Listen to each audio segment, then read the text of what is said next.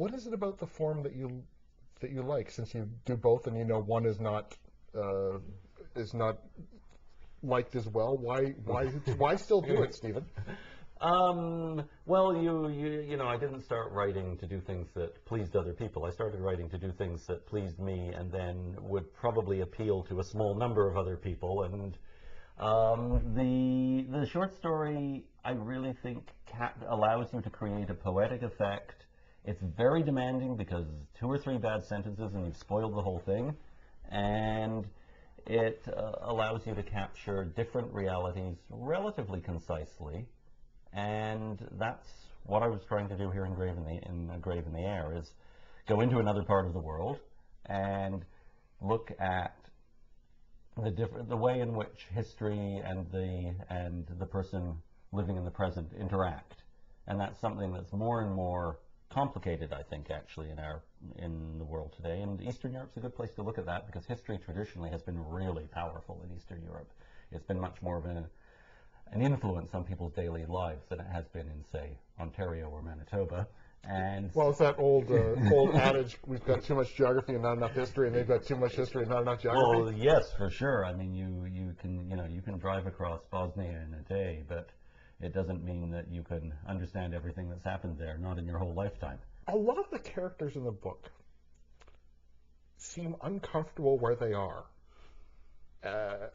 Tell me about that. Well, you don't have to lie down the psychiatrist. I'm sure some of it has to do with me, in the sense that, you know, I moved around a lot as a kid. I'd lived in, what was it now? I think it's 7 houses in 4 countries by the age of 9. And Was your father like one of the characters? One of the characters' father's a diplomat. Yeah. Was that your background? My father was briefly a diplomat, but after he left, it got more complicated. And we kept moving even more after that.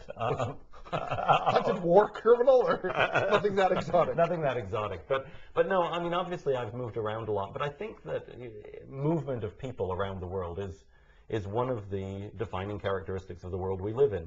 People travel a lot more, there's a massive immigration everywhere, and so that's something that leaves us all, maybe not all of us, but leaves many of us feeling that we're maybe a little bit divided, that, yeah, we've grown up here, but we know that with our grandparents, or maybe even our parents, we speak a different language, or we have this knowledge of the history of another country which has been drilled into us. And so I think this, I find I know a lot of people like this these days, and so it's something that comes up in my writing. And again, in Central and Eastern Europe, where the stories in A Grave in the Air take place, it's also a defining characteristic because borders have changed, governments have fallen, and people have had to move around a lot. And so, and also, for example, in the story that's called Miss Y, the young girl from Poland who immigrates to Germany, when she goes back to Poland,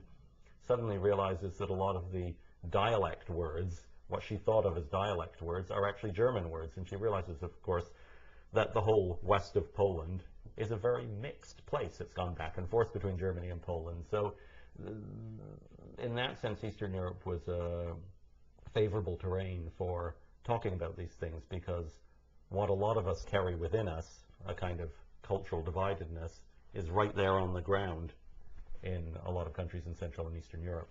You've got this. You've just finished a 500-page novel? I've just finished a novel set in Guatemala. Because there's no Spanish in here pretty much at all, and it is what you It's what I live, do yes. for a living. Yeah, so. no. I worked in Guatemala for some Canadian universities, running a semester abroad for them there 3 years ago for 5 months, and so the novel I've just finished is set in the town where I worked in Guatemala, and I'm looking forward to finding a publisher for that one. I haven't really started that process yet because I just finished the book. But I have a collection of essays coming out in the spring called A Report on the Afterlife of Culture, which is a collection of, I suppose, potentially controversial essays about literature and culture and history in the contemporary world, looking at Canada, but looking at other places as well. And I've actually also just translated from Portuguese a novel by a young writer from Angola called Onjaki, and that's called Good Morning, Comrades, and that's also coming out in the spring. Why? Why write? Why write? Because it's the only thing I know how to do. That's not true. You teach, you can run courses. I mean, you don't That's true. have to write. I could just be a teacher. You're right.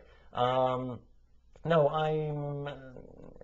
I write because that's how I express myself. That's how I turn myself in. That's how I make sense of the world. That's how I order the chaos that is my life.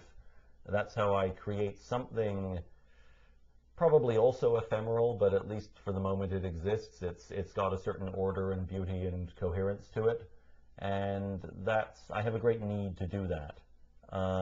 It's what keeps me sane, probably. Although I don't want to push that one too far.